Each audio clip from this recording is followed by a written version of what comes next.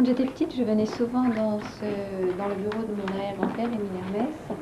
Et il y avait certains objets que j'aimais particulièrement, comme ce petit jouet du prince impérial, un petit tricycle, là, que j'aimais bien caresser. Il y avait aussi ce lit de camp, que je pensais avoir appartenu à Napoléon. Donc j'ai appris que ce n'était pas le cas, j'avais été très déçue, mais j'aimais beaucoup cet objet.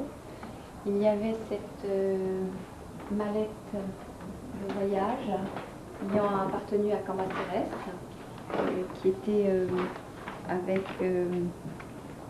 qui avait un petit secret que j'aimais bien aller chercher, regarder. Mallette se composait de plusieurs étages. Il y avait tout son nécessaire. Et je vais vous montrer son petit secret. Ici, on appuie là et hop, on trouve un espace pour cacher le courrier et les pièces. Magnifique objet qui avait été réalisé par Biennet, qui était à l'époque rue Saint-Honoré au Singe Violet. Nous avons une petite publicité, un petit document sur ce magasin au Singe Violet. Biennet, orfèvre, tabletier, ébéniste, rue Saint-Honoré, numéro 119. Et puis...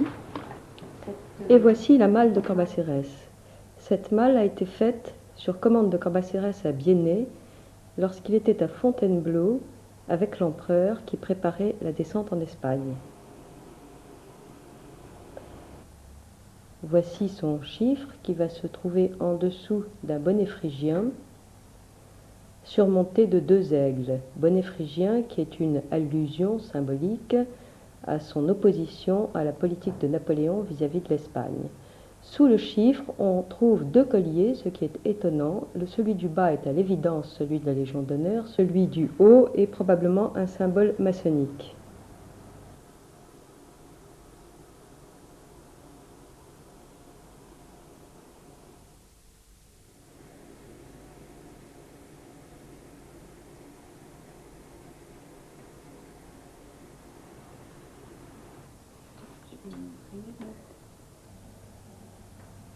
L'ouverture se fait en appuyant sur l'œil d'un des aigles, et la clé, ce qui est très étonnant, est au chiffre de Cambacérès.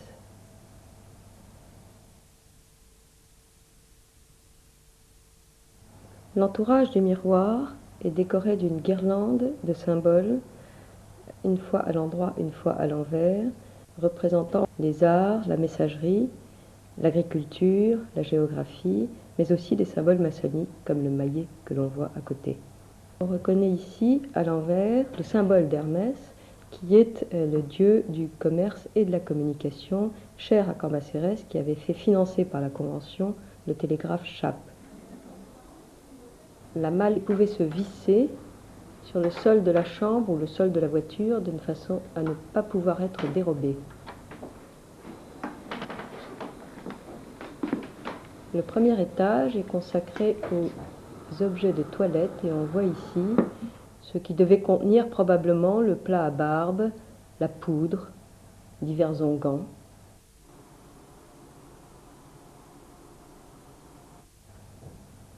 On voit les logements des flacons. Et puis les endroits où étaient rangées les brosses à dents, rasoirs. En dessous sont rangées les assiettes, gradation intéressante puisque on va vers ce qui est le plus secret, l'art de la table ayant toujours été pour Cambacérès quelque chose de fort important. En dessous, enfin, l'écritoire. Biennet était un fournisseur de Cambacérès de toujours, si on peut dire ainsi, c'est-à-dire du temps du directoire déjà. Il commandait chez Biennet, qui était devenu fournisseur de Joséphine et de Bonaparte. Voici le chiffre de Cambacérès à nouveau sur l'écritoire, et dans un des entrelacs, on trouve le secret qui permet d'accéder au dernier compartiment de cette malle. Et là, on découvre que la malle est entièrement blindée et que ce compartiment était probablement fait pour contenir les lettres que l'empereur envoyait quasi quotidiennement à Cambacérès. Or, à cette époque très cruciale où Cambacérès se trouve proche de l'Espagne, entre Montpellier et Bordeaux, et où l'empereur engage des opérations très importantes sur la péninsule, il est évident qu'on pouvait penser que des missives très importantes et qui devaient rester secrètes transitent dans cette malle. La malle était faite pour être attachée à la voiture et probablement glissée sous un des sièges.